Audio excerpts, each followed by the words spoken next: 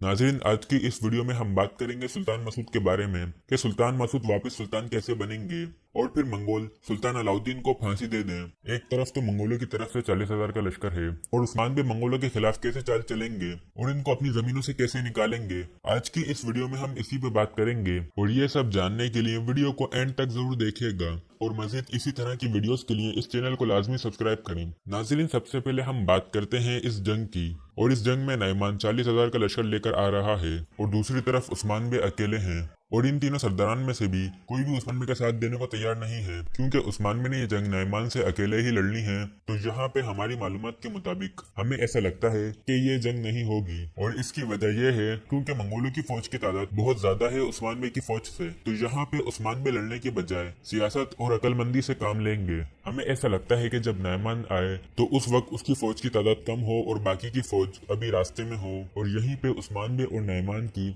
छोटी मोटी लड़ाई हो और यहाँ पे उस्मान बे अपनी तलवार का नहीं बल्कि जहानत का इस्तेमाल करेंगे और मंगोल कमांडर नईमान से उस्मान बे बात करें और इन सब सूरत हाल के बारे में बताएं जो अस्मिया सुल्ताना ने यहाँ पर की है। तो हो सकता हो कि नईमान रुक जाए